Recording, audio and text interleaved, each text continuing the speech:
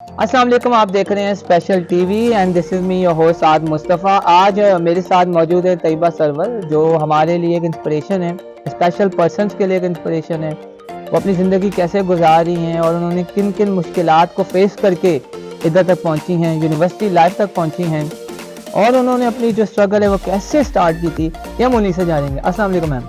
वालेकुम अस्सलाम। कैसी हैं आप? अल्हम्दुलिल्लाह मैं ठीक हूँ, आप कैसे हैं? अल्लाह का करम। अच्छा मैम, आज आप हमें बताना पसंद करेंगी कि आपका जो इनिशियल फेज था लाइफ का वो कैसा गुजरा और आज आप अपने आप को कहाँ देखती हैं?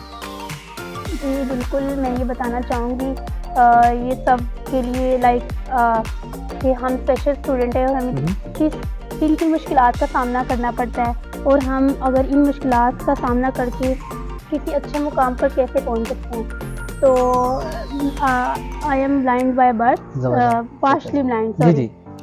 और पहले तो मैंने प्राइमरी तक नॉर्मल स्कूल में पढ़ा था, मेरे घर के सामने स्कूल था और मुझे पढ़ने का बहुत शौक़ था, बहुत ज़्यादा, इतना शौक़ था कि मेरे घर में मतलब पहले मुझे नज़र नहीं आता था, इस वजह से मैं स्कूल मैं नहीं जा सकती थी। फिर ये हुआ कि मेरी बहनें जो थी वो पोजीशन होल्डर थी, तो वो कप ले कहती थी, मुझे बहुत रोना आता था कि अल्लाह ताला मैं भी मतलब पढ़ूँ, मैं भी कप लेके आऊँ, मुझे बहुत आपके अंदर अर्ज थी। बिल्कुल। तो फिर मेरा एक्चुअली कॉर्निया ट्रांसप्लांटेशन इशू है, तो फिर मेरा ऑपरेट हुआ, मुझे अल्हम्दुलिल्लाह नज़र आने लग गया और मैं नॉर्मल स्कूल में नॉर्मल बच्चों के साथ मैंने स्टडी स्टार्ट की। तो उसके बाद ये हुआ कि मुझे पढ़ने का तो शौक़ बहुत था, इवन मेरी हैंड राइटिंग अभी तक भी कोई देख के ये नहीं कहता कि एक ब्लाइंड पर्सन ने लिखा है, तो पार्शली ब्लाइंड पर्सन सॉरी। तो इस वजह से मैं जब भी यानी कि करती थी स्टडी करती थी, मेरे घर वाले भी बहुत खुश होते थे कि यानी कि मैं आगे बढ़ी और अल्हम्दुलिल्लाह मैंने प्राइमरी तक फर्स्ट पोजीशन ली। आप आगे बढ़ती गई। आप ये बताएं, आपके जो पेरेंट्स थे वो आपको कितना इन्फ्लुएंस करते थे, उनका कितना रोल है, क्या वो आपको बूस्ट करते थे?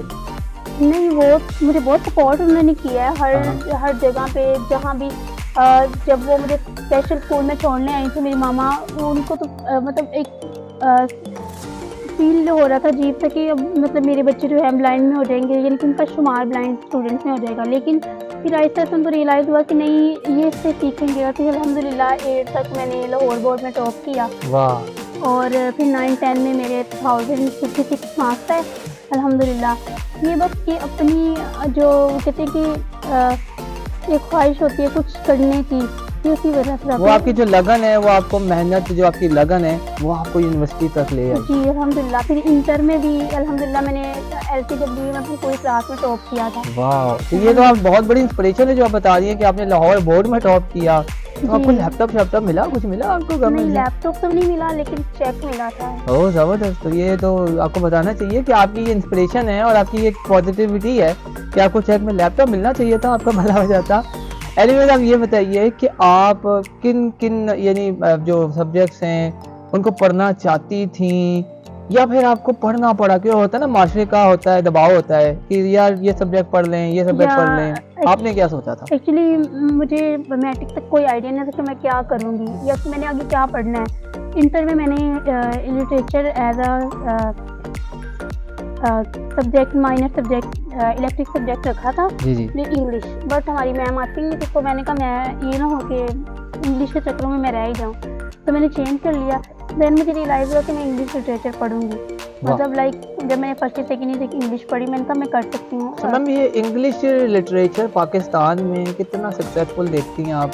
ये ज़रा वियर्ड नहीं है? आप समझती हैं आपको कोई लोगों ने लान तान नहीं किया, कहा नहीं ये क्या रख रही है भाई? बिल्कुल, मेरे घर वालों ने भी कहा था, मेरी सिस्टर ने कहा नहीं बहुत मुश्किल है, बहुत ज़्यादा, बहुत टफ है ये, मतलब तुम कर सकती हो लेकिन बहुत मुसीबतें हैं इसमें, तुम रहने दो। फिर एक मेरी सिस्टर ने मेरा डिजिटल मीडिया में मेरा एडमिशन करवा दिया, सब कुछ कर दिया। डिजिटल मीडिया कहती तुम हमें उधर ही भेजना। तो मुझे कॉल भी आई थी, लेकिन मैंने घर में बाद में नहीं बताया। मैंने कहा कि कॉल आई है मुझे, तो मैंने उनको मना कर दिया कि मैंने नहीं आना। यानी आपने काम ही खत्म कर दिया? बिल्कुल, हाँ मैंने सीखा था। मैंने कहा था कि मतलब कॉल आई है और मैंने उनसे, उन्होंने कहा आपका नाम डिजिटल मीडिया में आ गया, आप आना चाहती हैं? तो मैंने कहा नहीं, मेरा एडमिशन हो चुका है लिटरेचर में। मेरी बहन अभी तक मेरी सिस्टर मुझे कहती है तुम बहुत गलत जगह पे हो, लिटरेचर से क्या इन्फ्लुएंस है? आप क्या लिटरेचर इन्फ्लुएंस वो लिया कहते था हैं कि आपने? Literature is difficult. नहीं, आपने क्या इन्फ्लुएंस लिया था? लिटरेचर आपको क्यों पसंद है? वो क्यों इतना बुरा ऐसे यानी होता है ना, जैसे मुझे भी लिटरेचर पसंद है, मुझे भी कहते थे कि यार क्यों रखा है लिटरेचर, पोइट्री ये वो, हम क्यों पढ़ें अंग्रेजों की पोइट्री? आपका क्या कहना है?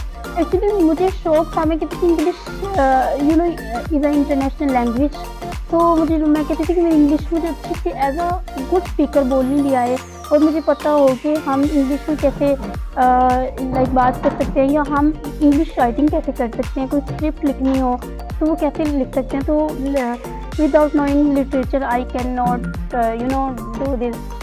चलें, बहुत ज़बरदस्त हो गया आपने तो बताया। यानी आपको लिटरेचर जो है बाय हार्ट पढ़ने का शौक है। किस किस को पढ़ा है आपने अभी तक? यानी आपको कोई शौक हो, कोई फेमस राइटर हो, या इंस्पिरेशन हो कोई राइटर या कोई रीडर, कोई क्या? I think so John Milton. अरे वाह। मुझे बहुत, मैंने जब उनकी पोइम पढ़ी ऑन हिज ब्लाइंडनेस, ओके। तो मैं बहुत इंस्पायर हुई। मुझे लगता था कि शायद मैं ही हूँ जिसको इतनी मसाइल हैं, मतलब लाइक हर इंसान को लगता है मेरे पास ही मसले हैं और किसी के पास मसले नहीं हैं। लेकिन ऑन हिज ब्लाइंडनेस पढ़ने के बाद मुझे आइडिया हुआ कि वो भी तो एक इंसान ही थे ना, जिन्होंने अपनी ब्लाइंड होने के बावजूद पोइट्री को नहीं छोड़ा, अपने टैलेंट को नहीं छोड़ा।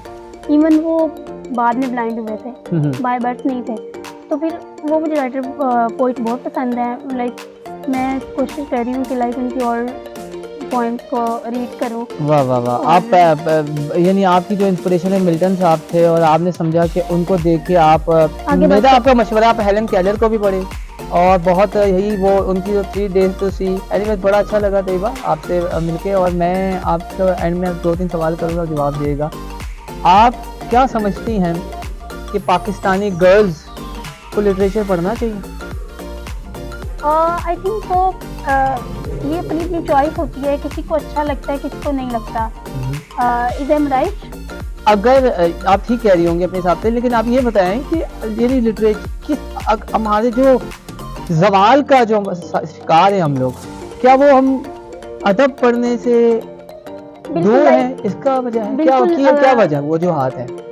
हमें पढ़ना चाहिए। अभी इवन डैट उर्दू लिटरेचर भी पढ़ना चाहिए, बल्कि उर्दू लिटरेचर भी हमें ज़्यादा पढ़ना चाहिए। अगर हमें इंग्लिश का मसला है, हम पाकिस्तान हैं और हमें पाकिस्तानियों की इंग्लिश नहीं आती है, अमेरिकन नहीं आती, ब्रिटिश एक्सेंट समझ नहीं आता, तो मुझे लगता है कि चले एटलीस्ट उर्दू लिटरेचर, उर्दू के नावल, जैसे मैंने बहुत से उर्दू के नावल्स पढ़े हैं, मैंने बहुत कुछ लेसन लिए हैं, तो हमें पाकिस्तानी लड़कियों को पढ़कर उससे फ़ायदा लेना चाहिए।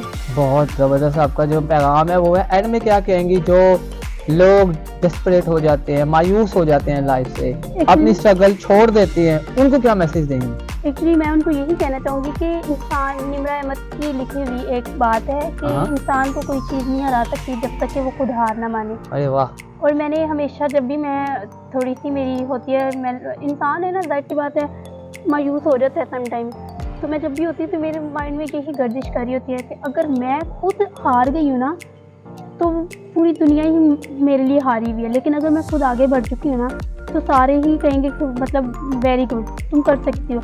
लेकिन लोग कुछ होते हैं ना, कहते हैं कि आप नहीं कर सकती। मेरे साथ भी ऐसे ही हुआ है, लेकिन अगर इंसान खुद हिम्मत करता है, खुद वो कर सकता है। और इंसान, अल्लाह ताला ने हर इंसान को कोई ना कोई एबिलिटीज़ दी हुई है। अगर हमारे पास आई साइट वीक है, तो हमारे पास और भी बहुत सी एबिलिटी जिनको हम यूज़ करते हुए आगे बढ़ सकते हैं। तो मैं यही कहना चाहती हूँ कि हमें कभी भी हिम्मत नहीं हारनी चाहिए। बहुत बहुत शुक्रिया तैयबा आपका, और आपका जो मैसेज था, एंड मैं वही कहूँगा नाज़रीन कि इनका जो मैसेज है कि इंसान कभी नहीं हारता, उसके जो नेगेटिविटी है, उसका जो माइंडसेट है, वो अगर कह दे कि भाई आप हार गए तो वो हार जाता है। इनकी बात को मैं यही इख्तिताम करूँगा प्रोग्राम का कह के कि stay positive and be positive. और यही जो है आज का और आज के जो हमारे नौजवान है उसका असूल होना चाहिए।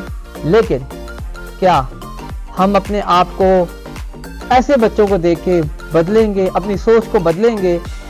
नहीं बदल दे तो खुदारा बदलिए, क्योंकि अब बदल गया पाकिस्तान। साद मुस्तफ़ा को इजाज़त दीजिए, नई वीडियो में मिलेंगे, तब तक के लिए अल्लाह हाफ़िज़।